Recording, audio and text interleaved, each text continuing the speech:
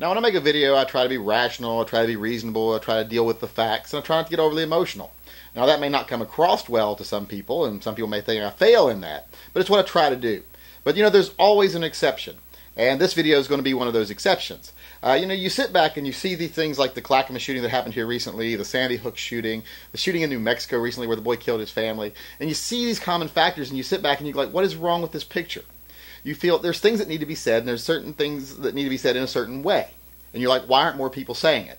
So I wanted to make this video now so that I can say what I think I need to say in the way I need to say it, and that is, lock up your f***ing guns, you morons. What the f*** is wrong with you? There is no excuse for any gun that is out of your control being in the hands of the wrong person. If your gun is not in your control, lock it up. It's not that hard. How hard is that? If you want to talk about being responsible gun owners, and you're failing in the most simple part of gun ownership, just securing your weapon when it's not in your control. Now, I know a lot of people are like, oh, I want to have a gun on me all the time. Well, that's great. Have one on you all the time, but if it's not on you, lock it up. Even if you don't have a concealed carry permit, there's nothing that stops you from strapping a holster on when you get home or putting a gun on your shoulder, as long as it's under your control the whole time. Now, if you live alone, I'm not that worried about it. If you live by yourself and there's no one else comes to your home, I don't care if you leave your AR-15 out on your coffee table fully loaded, that's up to you. There's no really risk factors in your home, especially if you lock your doors. But if you have children in your home, you have people with mental illness in your home, you have people with histories of violent tendencies in your home or criminal behavior in your home, lock up your damn guns, especially if you have just kids. I mean, just kids is enough reason. So lock them up. And people say, well, I can't afford a safe. Well, I don't buy that bullshit. If you have 3 ARs, well, then you could have had 2 ARs in a safe. If you have 3 handguns, you could have 2 handguns in a safe. And if you only have 1 handgun, I've never bought a gun yet that didn't come with a lock that I could lock it up.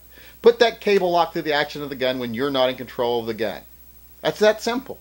And you're like, well, some people are like, whoa, well, a kid could just get bolt cutters and get through them. Well, here's an idea. If you've got a gun in your house that's locked up with a cable lock and you've also got bolt cutters, lock up the damn bolt cutters. Put a lock on your toolbox. How hard would that be? It's not that hard. There are no excuses for failing in this.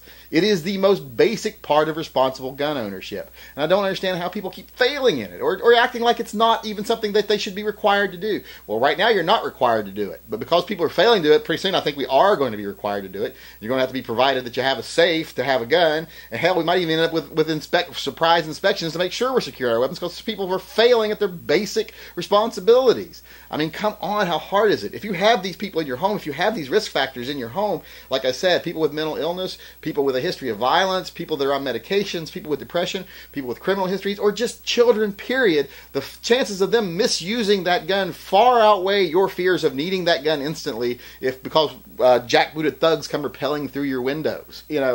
And if you have that fear, really, let's face it, you should probably be seeking counseling right beside the other people because that's not really a reasonable fear. Like I said, I can understand wanting to have a gun on you at all times, but do it. If it's on your person, that's fine. Don't feel the need to leave ARs sitting in the closet loaded when you have kids in the house that have mental health issues. It's just not the responsible thing to do. It doesn't make any sense. Lock up your guns. If your guns are not on you, they should be either inaccessible or inoperable or both. And here's another idea. If you've got guns in your house and you just have the cable lock and that's all you have to lock it up and you don't think that's enough, well, when you leave the house, if you leave the gun there, throw the magazine in your trunk. Guns without magazines aren't that dangerous. How many people could someone kill without magazines for their guns? So, just be responsible. It doesn't take a whole lot to do this. I see people all the time on the internet railing to the wind that, if the government ever tries to take my guns, I will stand up. I'm a responsible gun owner, and I will fight to the death. Well, here's an idea. How about proving you're a responsible gun owner, locking up your guns, and that way no one has to die?